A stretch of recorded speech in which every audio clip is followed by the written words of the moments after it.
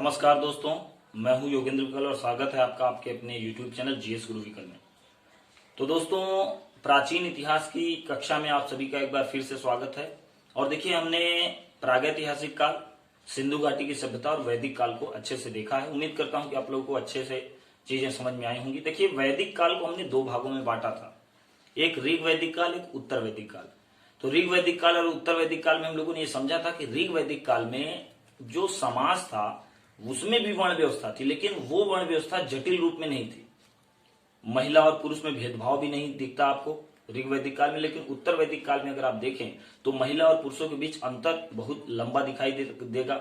हाँ, जातिगत भेदभाव, वर्ण व्यवस्था जो थी बहुत कहें कि कट्टर हो चुकी थी, क्रूर व्यवस्था यहाँ पर आपको देखने को मिल सकती है उत्तर वैदिक काल में। तो जिसका प्रभाव आपको ये दिखता है कि वर्ण व्यवस्था में जो ब्राह्मण वर्ग था उसको तो सर्वोच्च स्थान प्राप्त था, लेकिन ब्राह्मण से नीचे जितने भी वर्ग थे या जितने भी वर्ण थे वो सभी अपने अपने सम्मान के लिए परेशान थे। तो वैदिक धर्म में उनको वो सुनियोजित स्थान नहीं मिल पा रहा था, जिसकी वजह से नए नए धर्मों की खोज होने लगती है। और इन नए धर्मों में आप सबसे पहले देखते हैं किस धर्म को भाई? जैन धर्म को। तो आज की जो हमारी क्लास है वो जैन धर्म पर ही है। जैन धर्म को आज हम लोग अच्छे समझेंगे, तब हम लोग क्विज में इसको भी लेंगे, ठीक है। तो चलिए, जैन धर्म की अगर बात करें तो जैन धर्म के संस्थापक आप लोग जानते हैं ऋषभ देव जी। यहां पर देखें आप, ऋषभ देव जी ये जैन धर्म के संस्थापक, या यूं कहें कि प्रथम तीर्थंकर इनको माना जाता है, ठीक है। तो जो इनके धर्म गुरु थे उनको तीर्थंकर का दर्जा दिया जाता है। जब आप पढ़ेंगे तो तीर्थंकर शब्द आएगा, तो याद रखिएगा। तो ऋषभ देव जी इनके संस्थापक माने जाते हैं जैन धर्म के। याद रखिएगा एक बात कि 24 तीर्थंकर जैन धर्म में आपको देखने को मिलेंगे। जो 24वें महावीर स्वामी हैं उन्हीं के बारे में आपको थोड़ा सा अच्छे से ध्यान देना है। लेकिन याद रखिए कि 1 से लेकर 22 तक, इसका मतलब ऋषभ देव से लेकर अरिष्टनेम तक, अरिष्टनेम ये 22वें तीर्थंकर थे, अरिष्टनेम जी। तो ऋषभ देव से लेकर अरिष्टनेम तक जितने भी तीर्थंकर हैं, इनकी जो प्रासंगिकता है ऐतिहासिक दृष्टिकोण से वो रिलायबल नहीं है, विश्वसनीय नहीं। लेकिन ऋग्वेद में, याद रखिएगा, ऋग्वेद में इन दोनों नामों का वर्णन हुआ है, ऋषभ देव का भी और अरिष्टनेम का भी। इस वजह से आप ये बात समझ सकते हैं कि हाँ भाई ठीक है, वेदों को अगर आधार माना जाए तो मान सकते हैं कि ऋषभ देव संस्थापक जैन धर्म के हैं, ठीक है। अब ऋषभ देव से लेकर अरिष्टनेम, आपको सारे नाम बिल्कुल नहीं याद रखने, जो मैं यहाँ पर बता रहा हूं आपको वही नाम याद रखने हैं। तो ऋषभ देव पहले तीर्थंकर हो गए, इनके संस्थापक भी हो गए। उसके बाद अरिष्टनेम हो गए 22वें, फिर पार्श्वनाथ हो गए 23वें, और आपके महावीर स्वामी हो गए 24वें, ठीक। अब देखिए, हमको याद क्या रखना है, क्यों मैंने इन्हीं चारों को बताया, तो ये भी बात याद रखिएगा, आपको इन्हीं के संकेत याद रखने हैं। जैसे ऋषभ देव का संकेत क्या है, अरिष्टनेम का संकेत क्या है, पार्श्वनाथ का क्या है, महावीर स्वामी का है क्या, ये आपके लिए इंपॉर्टेंट। याद रखिए, ऋषभ देव का जो संकेत है, ऋषभ देव जी का जो संकेत है वो है ऋषभ, जिसको आप क्या कह सकते हैं? बैल, बैल, ठीक। कहीं कहीं आपको किताबों में सांड भी लिखा दिखाई देगा, तो उम्मीद करता हूं ये बात तो आप लोग सब लोग जानते होंगे। अरिष्टनेम है, इनका संकेत है शंख। पार्श्वनाथ जो है इनका संकेत है सर्प, और जो महावीर स्वामी है इनका संकेत है सिंह। तो आप ये याद रखिएगा कि ऐसे भी दे सकता है कि 4 जैन धर्म के तीर्थंकर दे सकता है, फिर इनके जो है संकेत दे सकता है, मैच द फॉलोइंग में इसको आपसे मिलाने को बोल सकता है। तो मोटे मोटे तौर पर याद रखिए, ऋषभ देव जी का संकेत जो बैल है, सांड है। ऋषभ से आप याद रखिएगा वृषभ से, ठीक है। वृषभ आप इसको ऐसे वृषभ, ठीक है। अरिष्टनेम का है शंख, पार्श्वनाथ का है सर्प, और महावीर स्वामी का है सिंह। अब हमारी जो बात होगी वो महावीर स्वामी के इर्द गिर्द घूमेगी, क्योंकि मानते हैं हम कि महावीर स्वामी जो है इन्होंने क्रांतिकारी परिवर्तन किया जैन धर्म में। तो आइए महावीर स्वामी की बात करते हैं। तो महावीर स्वामी, आप लोग जानते हैं कि महावीर स्वामी जी का जन्म 540 ईसा पूर्व में हुआ था। इनके पिताजी का नाम सिद्धार्थ, और इनके माता का नाम था त्रिशला। ये सब केवल परिचय के लिए, आपके एग्जाम में ये कभी नहीं पूछा जाएगा इनका जन्म कब हुआ, पिता कौन थे, माता कौन थे, बस जानकारी के तौर पर आप इसको जानते रहिए बस। अब हम चलते हैं अपने काम की बात पे, ठीक है। तो देखिए महावीर स्वामी जी का जन्म वैशाली में हुआ था 540 ईसा पूर्व में। इनके पिताजी का नाम सिद्धार्थ था, माता जी का नाम त्रिशला था। अब आगे देखिए कि ये चूंकि राजा के लड़के थे तो राजशाही इनका पूरा व्यवहार था, रवैया था, तरीका था। इनकी शादी भी जब मतलब राजकुमारी से होती है। शादी के 30 वर्ष के बाद, याद रखिए कि 30 वर्ष के बाद वैवाहिक जीवन इनका 30 वर्ष तक चला। 30 वर्ष की जब इनकी उम्र हुई तो इनको थोड़ा सा मतलब ज्ञान की ओर ये उन्मुख हुए और ये वन में चले गए। और वन में जाने के बाद इन्होंने 12 वर्ष की तपस्या की। और 12 वर्ष की तपस्या करने के बाद वहीं जंभिक ग्राम, ये वैशाली में एक प्लेस है, एक नदी थी यहीं पर, ऋजुपालिका नदी। तो ऋजुपालिका नदी के किनारे एक वृक्ष था, एक पेड़ था जिसका नाम था साल। तो 12 वर्ष की कठिन तपस्या इन्होंने की जंभिक ग्राम में, जहां पर ऋजुपालिका नदी के किनारे साल वृक्ष के नीचे बैठकर इनको ज्ञान प्राप्त हुआ। ठीक है, तो ये नदी आपके लिए इंपॉर्टेंट है और ये वृक्ष आपके लिए इंपॉर्टेंट है। ये दोनों कंटेंट आपके लिए इंपॉर्टेंट नहीं है। ठीक है, देखिए तीर्थंकरों की बात करें तो 1 से 24 तक मैंने आपको नाम नहीं बताया क्योंकि वो आपके काम का नहीं। बस ये चारों नाम याद रखिएगा, चारों के संकेत याद रखिएगा। एक और फैक्ट याद रखिएगा कि जैन धर्म में 19वें तीर्थंकर 19वें तीर्थंकर हैं मल्लिनाथ 19वें तीर्थंकर हैं जैन धर्म में, जिन पे मतभेद की स्थिति है। अर्थात आप जानते हैं कि श्वेतांबर और दिगंबर, अभी बताएंगे श्वेतांबर और दिगंबर कैसे बंटते हैं। जैन धर्म के जो भी फॉलोअर थे, जो भी अनुयायी थे, वो 2 भागों में बट जाते हैं, एक श्वेतांबर एक दिगंबर। अभी मैं बताऊंगा, बस अभी इतना समझिए कि जो श्वेतांबर के फॉलोअर थे, जो श्वेतांबर के अनुयायी थे, वो मल्लिनाथ को स्त्री मानते हैं, ध्यान से समझिएगा। और जो दिगंबर हैं वो मल्लिनाथ को पुरुष मानते हैं। क्लियर? तो याद रखिएगा, मल्लिनाथ को स्त्री के तौर पर कौन मानते हैं? श्वेतांबर। और पुरुष के तौर पर कौन मानते हैं? दिगंबर। मल्लिनाथ जी की कौन से तीर्थंकर हैं जैन धर्म के? तो 19वें। उम्मीद करता हूं कि इतनी बात आप लोग समझेंगे। अब देखिए हम लोग थोड़ा सा आगे बढ़ते हैं। अब यहां से जब हम लोग आगे देखेंगे तो इसमें हम लोग ये देखेंगे कि श्वेतांबर और दिगंबर में कैसे विभाजन होता है जैन धर्म के अनुयायियों का। तो याद रखिएगा कि जो महावीर स्वामी हैं जैन धर्म के 24वें तीर्थंकर, कहा जाता है, इतिहास में ये बताया जाता है कि इनकी मृत्यु के 200 वर्षों बाद मगध, अभी हम लोग मगध साम्राज्य को पढ़ेंगे। बस जैन धर्म और बौद्ध धर्म के बाद मगध के बारे में लोग डिटेल से देखेंगे। बस अभी इतना याद रखिए, बिहार में स्थित है मगध साम्राज्य। ठीक है, तो मगध साम्राज्य में एक थे भद्रबाहु और एक थे स्थूलभद्र, दोनों नाम याद रखिएगा। तो जब महावीर स्वामी की मृत्यु के बाद 200 वर्षों के बाद मगध में भयंकर अकाल पड़ा।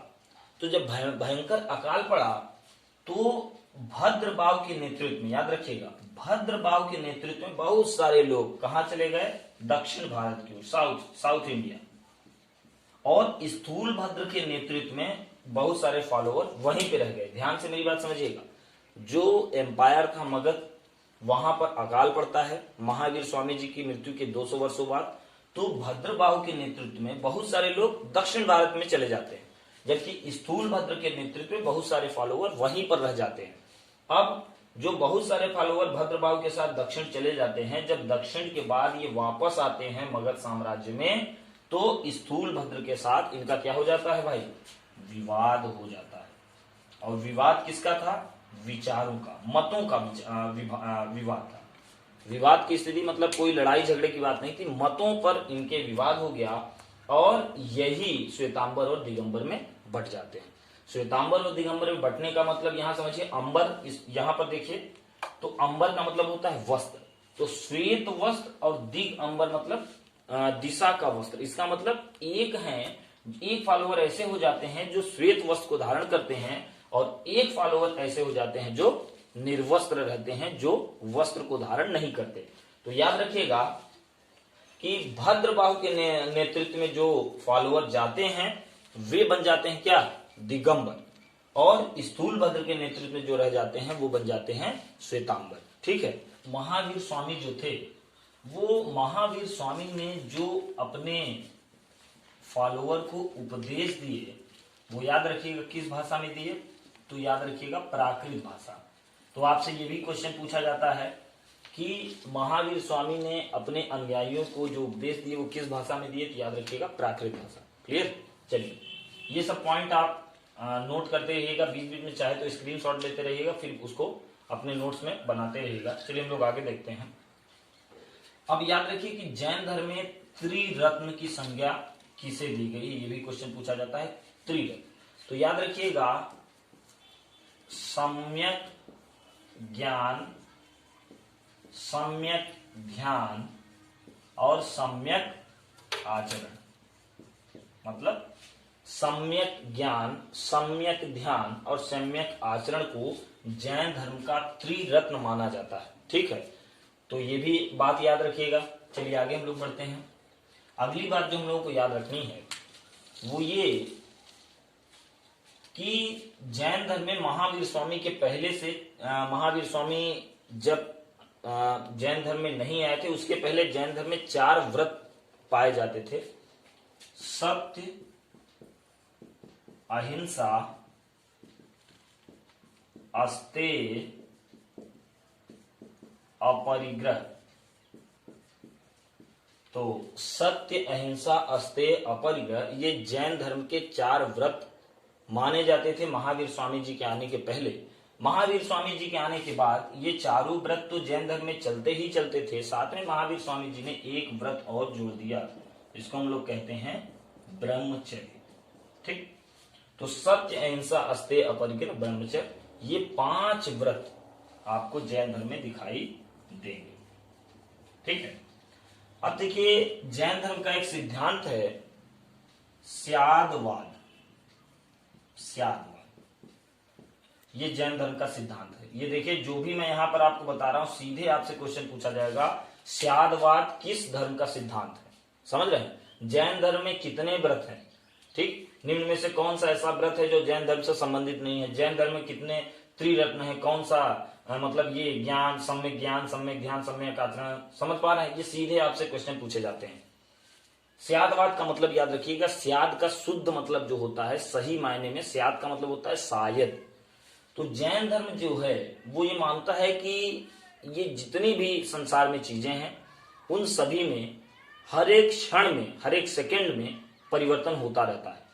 तो शायद ये जो चीज अभी है ये बाद में शायद कोई दूसरी चीज हो। मतलब ये मानते हैं कि संसार में कुछ भी स्थिर नहीं है, सारा कुछ क्या है भाई, परिवर्तनशील है। तो मैंने थोड़ा सा स्यादवाद को बताया कि स्यादवाद क्या है। हम फिलॉसफी में नहीं जा रहे हैं और केवल हम मोटे मोटे तौर पे समझ ले रहे हैं कि स्यादवाद, मैं उम्मीद करता हूं कि आप लोग समझ में आया होगा स्यादवाद। स्यादवाद का मतलब है शायदवाद, मतलब शायद वाला सिद्धांत कि कुछ भी जड़ नहीं है, कुछ भी स्थिर नहीं है, सब कुछ परिवर्तनशील है। तो शायद ये जो अभी है, शायद जो अभी मुझे आप देख रहे हैं वो शायद मैं नहीं हूं, कहने का मतलब ये।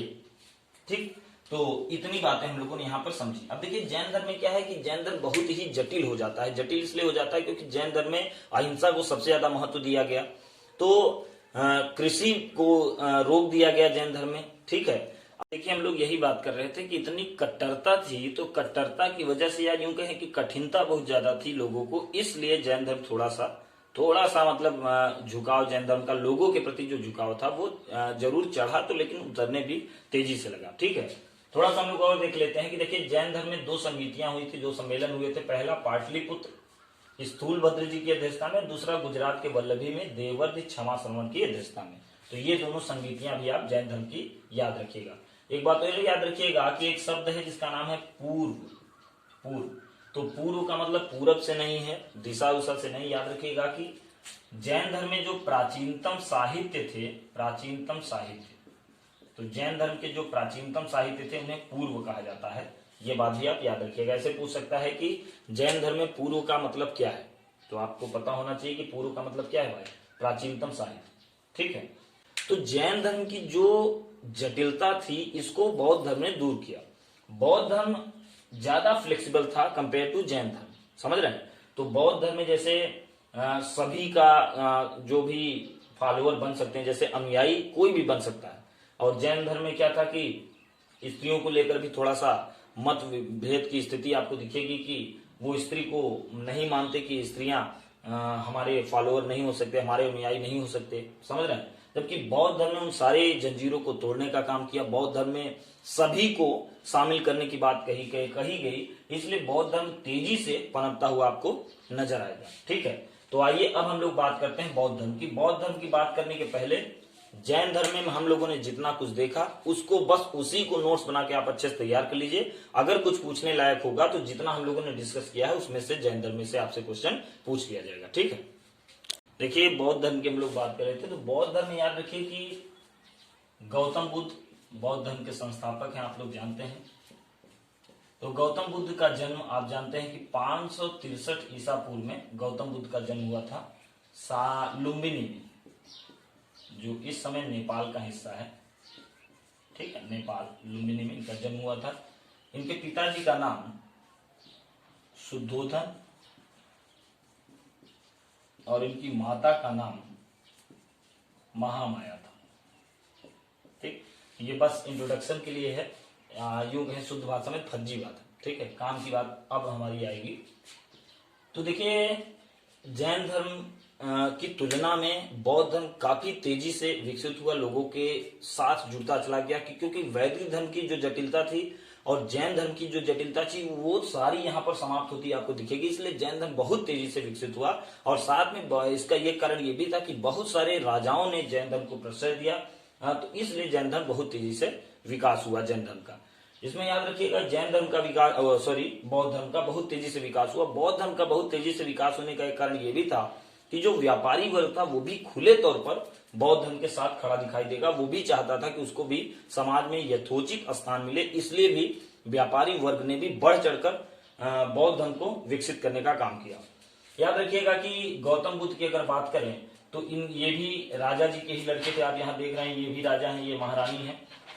यहाँ एक चीज याद रखिएगा कि इनकी भी जो जीवनी है लगभग महावीर स्वामी से ही मैच करती है।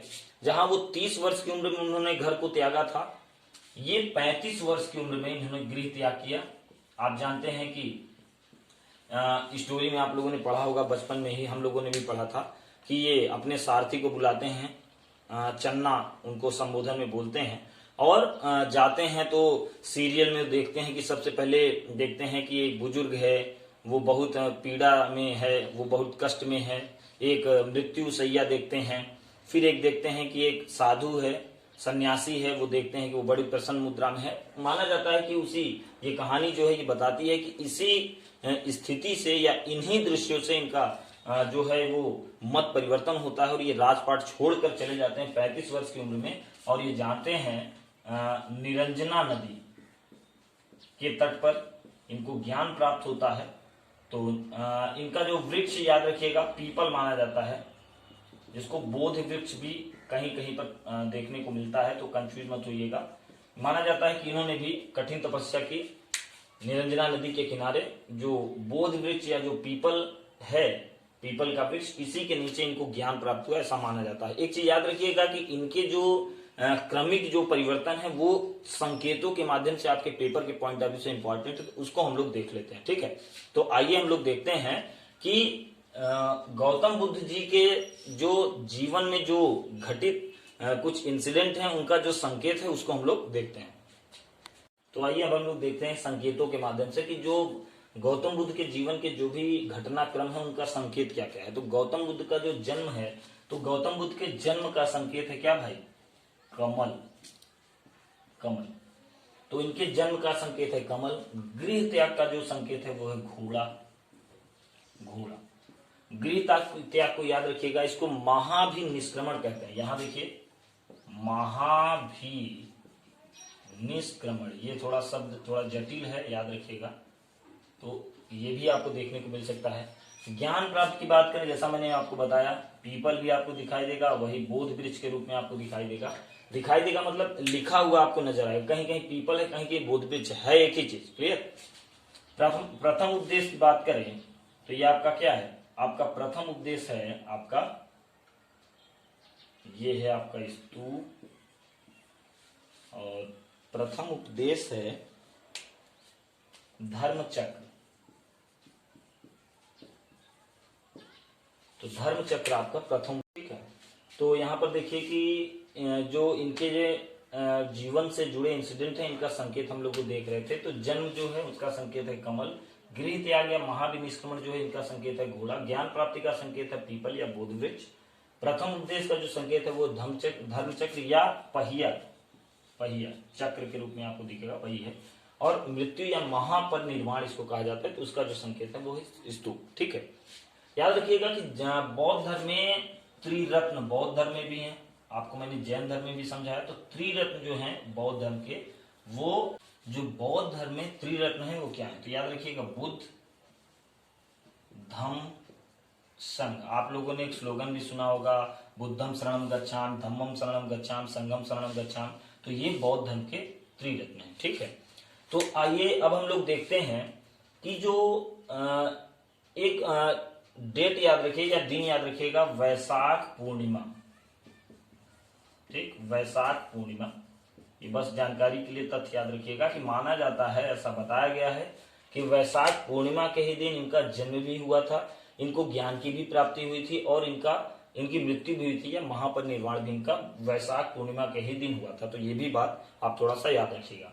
आइए अब हम लोग देखते हैं कि देखिए बौद्ध धर्म की 4 संगीतियां हुई थी, और वो हमारे लिए बहुत इंपॉर्टेंट है। तो आइए हम लोग उसी को देखते हैं। आइए अब हम लोग देखते हैं कि जो संगीतियां हुई, बौद्ध संगीतियां, या यूं कहें कि बौद्ध सम्मेलन, संगीतियां ही वर्ड याद रखिएगा, ये हमारे एग्जाम के पॉइंट ऑफ व्यू से बहुत इंपॉर्टेंट है। तो याद रखिए 4 बौद्ध संगीतियां होती हैं, पहली, दूसरी, तीसरी, चौथी। ईस्वी मैंने लिख दिया है, ये बस जानकारी के लिए, इसको रट्टा नहीं मानना है आपको, लेकिन ये याद रखना है कि उसमें राजा कौन था, उसकी अध्यक्षता कौन कर रहा था, और किस प्लेस पे ये संगीतियां हुई थी। अगर बात करें पहली बौद्ध संगीत की, तो अजातशत्रु के समय हुई थी, जिसमें अध्यक्ष महाकश्यप थे, ये राजगृह में हुई थी। दूसरी कालाशोक राजा थे और सब्बकामी अध्यक्ष थे, ये वैशाली में हुई थी। तीसरी अशोक राजा थे, इसकी अध्यक्षता मुगलपुत्र तिस ने की थी, ये पाटलिपुत्र में हुई थी। और चौथी जो थी वो कनिष्क राजा थे, जिसकी अध्यक्षता वसुमित्र कर रहे थे, और ये कश्मीर में हुई थी।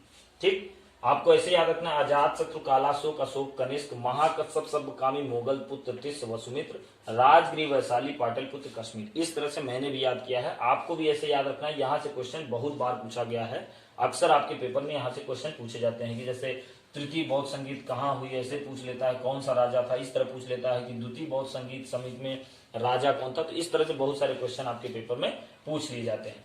अब आइए देख लेते हैं कि पहली, दूसरी, तीसरी और चौथी जो बौद्ध संगीतियां हुई, इसमें हुआ क्या। तो याद रखिएगा पहली बौद्ध संगीत जो हुई, इसमें सुत्त पिटक और विनय पिटक की रचना हुई। सुत्त पिटक और विनय पिटक। ठीक, जो दूसरी बौद्ध संगीत थी, इसमें आपको दिखेगा कि अनुयायियों में या बौद्ध धर्म में विभाजन की स्थिति आपको दिखेगी, या अनुयायियों में विभाजन आपको दिखेगा। एक महासंघिक और एक अस्थविर, मतलब जटिलता कठोरता के आधार पर महासंघिक और अस्थविर में विभाजन हो जाता है बौद्ध धर्म के अनुयायियों का। तीसरी जो बौद्ध संगीत थी, इसमें अभिधम्म पिटक की रचना होती है, अभिधम्म पिटक। और चौथी जो बौद्ध संगीत थी, इसमें बौद्ध धर्म का ही विभाजन हो जाता है। जैसे हम लोगों ने जैन धर्म देखा था श्वेतांबर दिगंबर, वैसे ही आपको यहाँ पर दिखेगा हीनयान और महायान। तो ये चारों बातें आपको याद रखनी है। सुत्त पिटक, विनय पिटक, अभिधम्म पिटक की बात यहां पर कर लेते हैं। देखिए सुत्त पिटक, विनय पिटक, अभिधम्म पिटक, ये बौद्ध ग्रंथ हैं तीनों। सुत्त पिटक में याद रखिएगा कि सुत्त पिटक में गौतम बुद्ध जी के उपदेशों का विवरण है सुत्त पिटक में। विनय पिटक में जो बौद्ध हैं, बौद्ध भिक्षु हैं, उनके लिए कौन कौन से नियमों को लेकर चलना है, या यूं कहें कि संघ में नियमों का जो आदान प्रदान है, आचार विचार है, नियमों के बारे में विनय पिटक में बताया गया है। और अभिधम्म पिटक में जो उपदेश है उनके दार्शनिक सिद्धांतों की बात कही गई है। तो उम्मीद करता हूं आप समझ पाए होंगे सुत्त पिटक, विनय पिटक और अभिधम्म पिटक में क्या क्या है। ये इंपॉर्टेंट भी, इसलिए तीनों को याद रखिएगा। एक बात और याद रखिएगा कि गौतम बुद्ध ने जो उपदेश दिए वो याद रखिएगा पाली भाषा में दिए, ये बात भी याद रखिएगा, पाली भाषा। और महावीर स्वामी जी के उपदेश मैंने आपको बताए थे प्राकृत भाषा, और यहां पर क्या याद रखना है, पाली भाषा। ठीक है, तो इतनी बात आपको बस नॉर्मल हम लोगों ने बात की, जो आपके पेपर के पॉइंट ऑफ व्यू से इंपॉर्टेंट है। तो बौद्ध धर्म में आपको केवल इतनी ही बात याद रखनी है। ठीक है, तो चलिए अब हम लोग मिलेंगे अगले लेक्चर में, जहां हम लोग महाजनपद काल को अच्छे से देखेंगे। ठीक है, तो आइए अब आपकी मुलाकात क्विज में होगी। ठीक है, बहुत बहुत धन्यवाद।